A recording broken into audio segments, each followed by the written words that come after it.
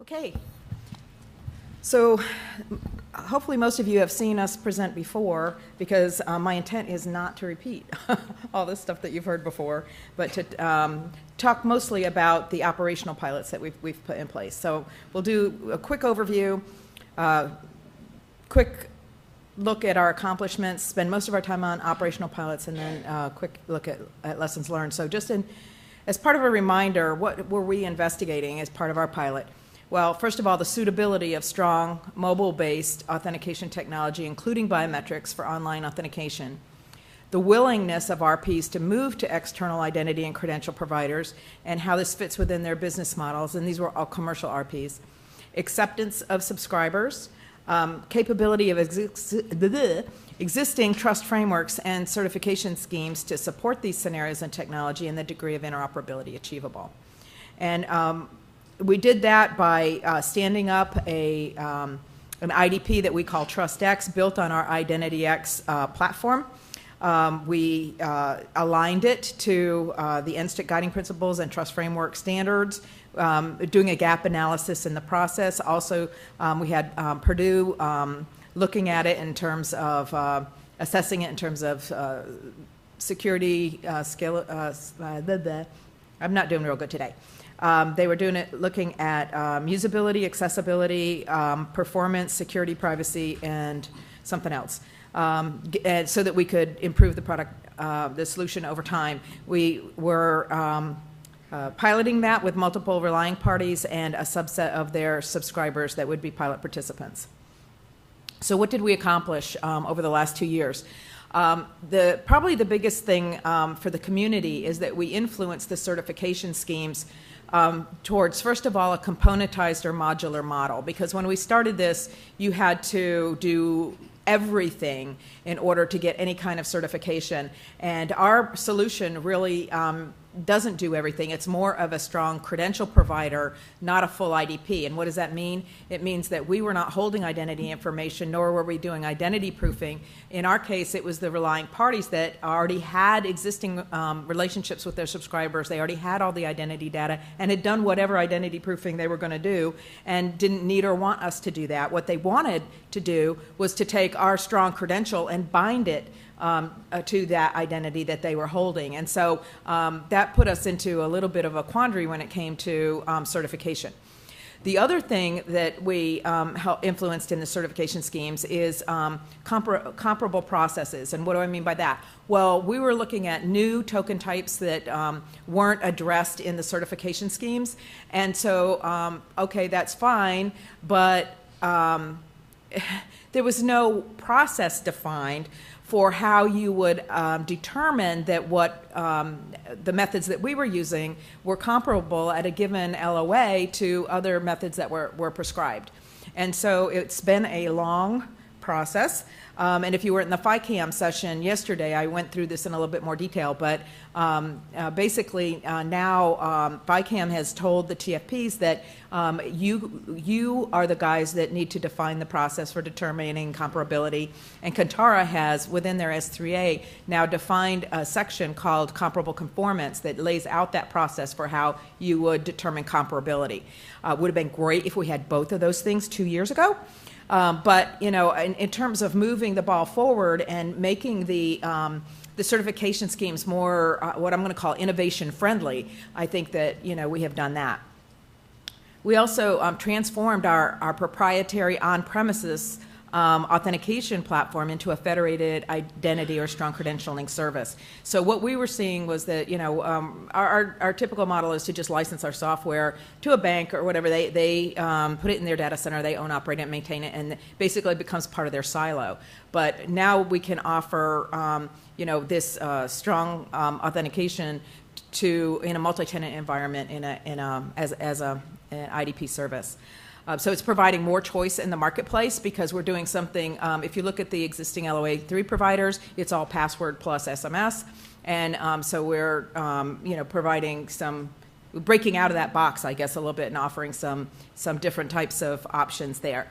And risk-based, dynamic risk-based authentication on top of that. So we've also integrated with several RPs.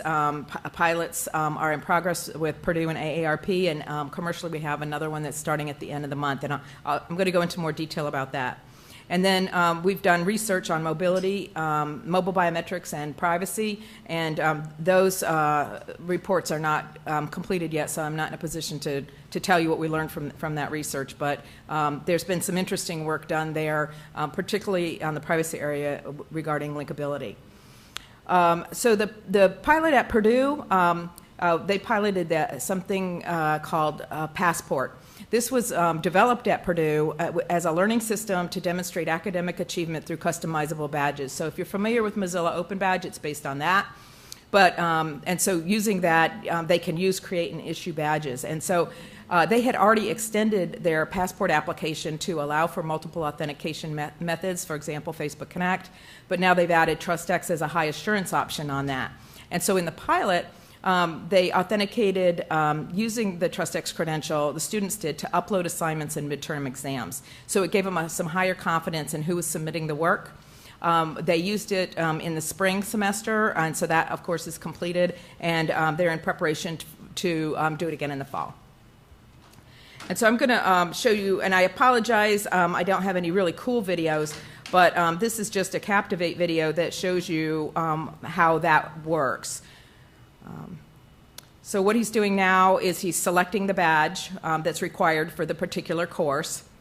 And so beginning, and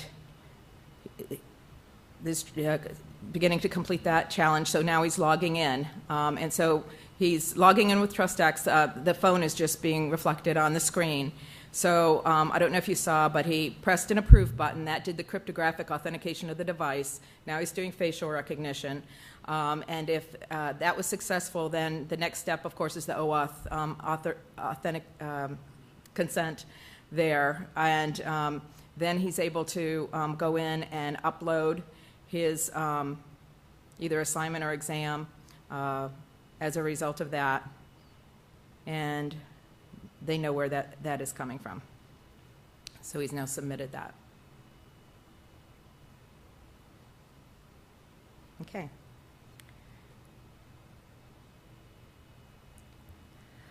So the next pilot we're going to talk about is the AARP pilot, and I'm going to let Jim talk first about their part, and then I'll tell you more about the specifics of what we did related to the pilot. Thanks, Kathy. And I also just want to thank Kathy and Dayon for bringing us through this process. We've learned a lot about ourselves, our own culture, just beyond just the technology. So it's been fantastic. Kathy asked me to address a little bit about why are we here. And we're here because the business of membership, the business of affiliation is changing really rapidly.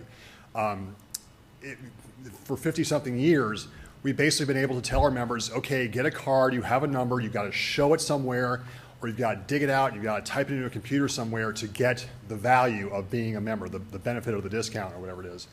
But that's changing, and if you believe Doc Searles, there's a day coming when affiliation is going to be a matter of people getting together online and being able to create their own terms of service and really demand a lot more than what they're able to get right now. So that's maybe a long way off, but we can see a day where the membership model is going to change, and we really want to be ahead of that. So that's why we're here. So one of the challenges at a relying party like AARP is not getting the people in the digital strategy area to get this, or the IT people to understand it, but getting people in the C-suite to understand, why does this matter? Why do I care? So one of the things we've done is we put together a 2-minute video that's really for people internally who are not at all expert in this, and we're trying to show them why this matters and what it means for members.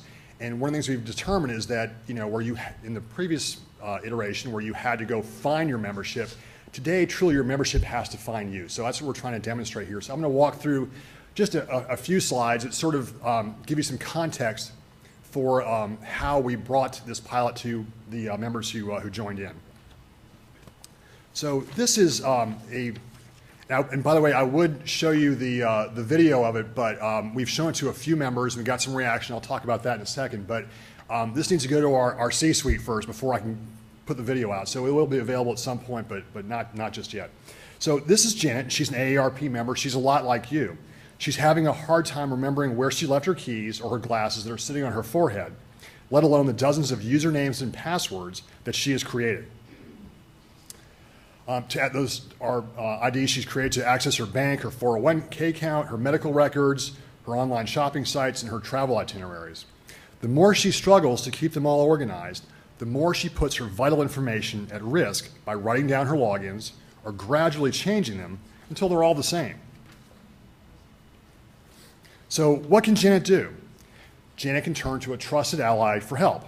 She's been a member of AARP for 12 years, and now AARP could be her virtual passport to accessing the internet with greater control and security over her vital information. Here's how it works. Janet knows AARP, and more importantly, AARP knows Janet. Through a simple verification, registration, and authentication process, AARP can vouch for Janet's identity with the businesses, medical offices, and government agencies she interacts with every day. And by the way, this is very notional here, and this could be a tablet, it could be, it could be a smartphone, but the idea was this is the entry point for Identity X. You find the AARP button or another brand we might choose.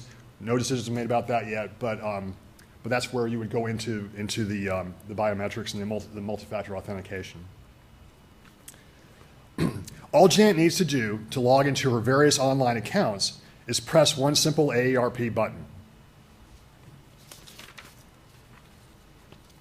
No more logins to remember, no more passwords to lose, and less worry about personal information landing in the wrong hands. It's easy access for Janet and a more difficult challenge for fraudsters, con artists, and hackers. Janet's AARP membership becomes the portal to greater privacy and control of her personal data.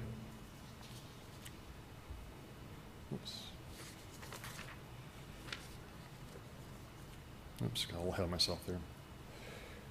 She manages important details of her digital identity while having the power to choose who can see vital information that wouldn't normally be readily accessible, like health records, wills, and caregiving instructions.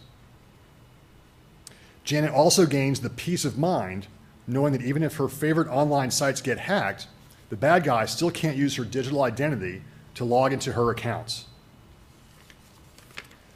So we show this to some members. We have member events every once in a while, and we show them different ideas. And we did show this to them in San Diego a couple of weeks ago, and I asked them to give some feedback. And there's about 60 or 70 people, I think, in the room. Kathy was with us, and we got some feedback. And it was interesting. We asked them to rate a couple questions on a scale of 1 to 5, and we asked them, is this something you would use?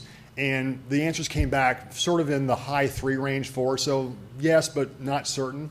And the other part of it was, would you like to see AARP offer this? And then the answers were more like middle 4s, getting up a little higher. So our takeaway from this was, is that our members can't really fully grasp this yet, but they know it's important, and they are going to look to a trusted ally, whether it's AARP or another relying party. So it was a good sign to us that a lot of education has to take place amongst the populace, but they will be looking to trusted parties. So thanks, Kathy. I'll turn it back to Kathy now.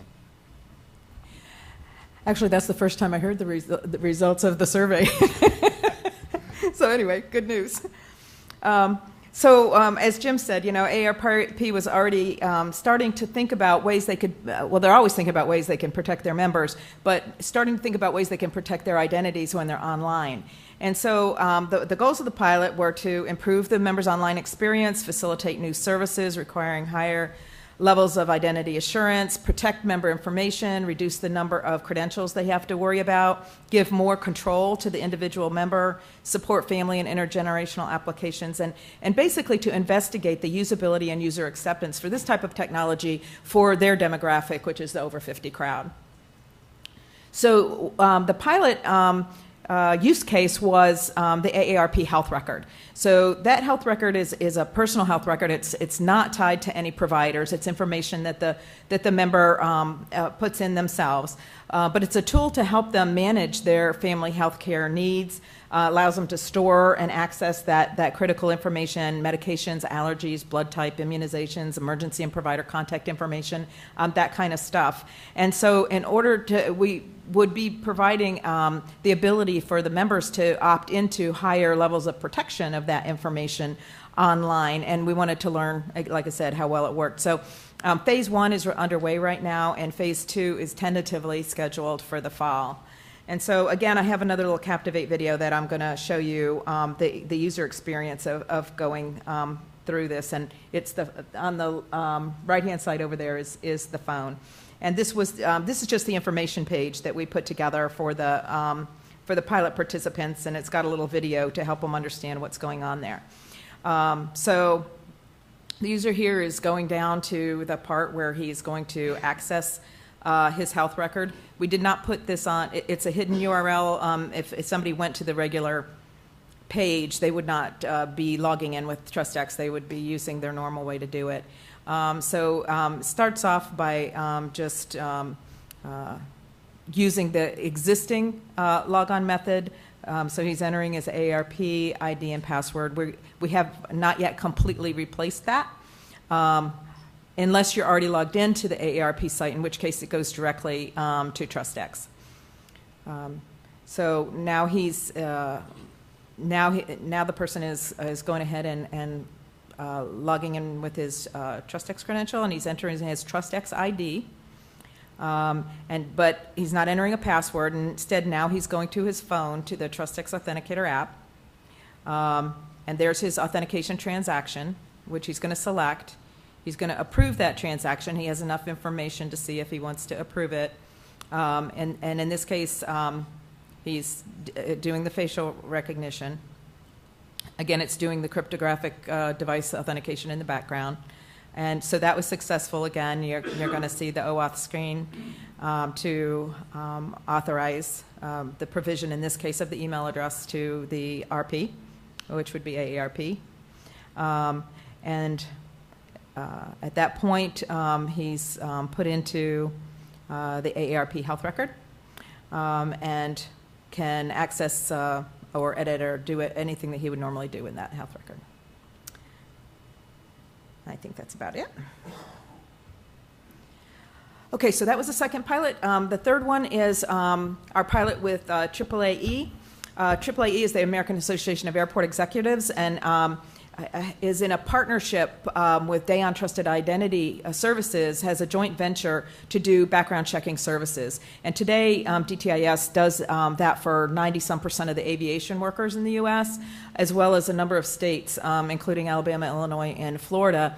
And these services are made available on site through the UPS stores. And so 80-some locations of those stores. Most background checks are performed for reasons of employment or volunteer work, and they're frequently related to contact with vulnerable populations, such as children, elderly, disabled.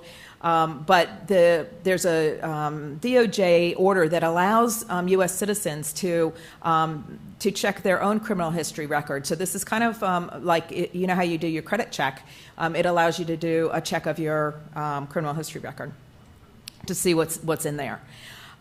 So in the past, in order to do this, you had to fill out forms, go to a local police station, do ink cards, mail them in, submit payment, and wait for the results to come back via paper. But there's now an option to do this, a secure electronic submission through approved channelers. But the requirement is that in order to obtain the results online, you have to use strong multi-factor authentication. And of course, that's where TrustX would come in. And today there's about 300,000 of these requests annually that are done. So this double check service, we're calling this service double check. Why would you want to do this? Well, because what's in those records can affect your eligibility for employment opportunities and benefits and things like that, security clearances. And so it's sometimes useful to know what's in there before you apply for the job, instead of, being denied and not having no idea why. Because when it's an employer-sponsored criminal history background check, those results go to the employer. They do not go to you. You don't see them, and so you don't know why you were denied.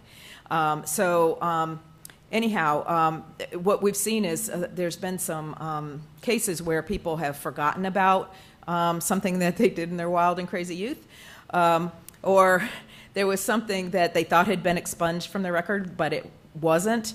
And most often what happens is that there's a report will list an arrest, but it doesn't show that you were either acquitted, found innocent, or the charges dropped, because the local law enforcement agency never updated that part. They just entered the original arrest.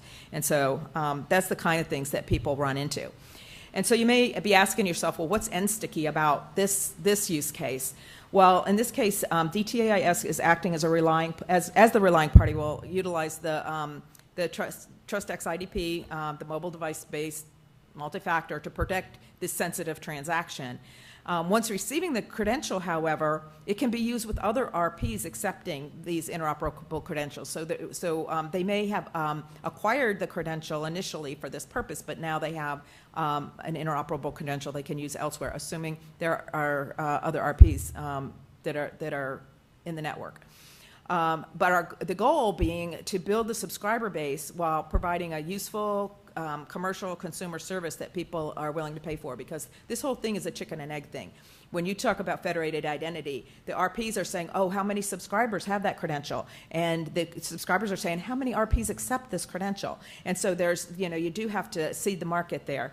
And so this particular pilot is set to launch this fall. On lessons learned, I just want to say that we learned our lessons very early in our pilot period, and we reported on them in our last December's pilot webinar. And so there's about 16 or 20 pages of lessons learned. If you're really interested and you didn't see it the first time around, feel free to go out there. I'm not going to go over those again. Since then, we've spent our time dealing with these lessons learned. But I will revisit what I consider the top 5. The first one is RP, with the exception of apparently the higher education community. RP adoption is the #1 pilot for our problem, for our pilot, and for I think the identity ecosystem as a whole. So I think our experience is not new. If you look at where are the RPs in the room, we would like to see a whole lot more of them here, right? We found that gaps exist in the trust framework schemes and standards when dealing with innovative solutions, and that changing the status quo takes time. It took us, what I reported on the accomplishments, it took us a good while to get there. Privacy enhancements can sometimes cause business difficulties. There's trade-offs, and so trade-offs and creativity is required to get past them. And the work that Ken's doing, and he's not here to hear the compliment, but that can really help us all. Interoperable credentials have hidden implications. So what's good for the goose, being the consumer, it may not be good for the gander, being the commercial RPs in their view. And this mostly has to do with switching costs. That I think it was it Mike that was talking about that at the GIS conference the other day, Mark Garcia. And the commercial market for level 3 credentials is nascent. It's there's more recognition and use cases to come, we hope, for that higher levels of assurance. And that's it. And Phil, are we holding questions or holding questions? Okay, thank you very much.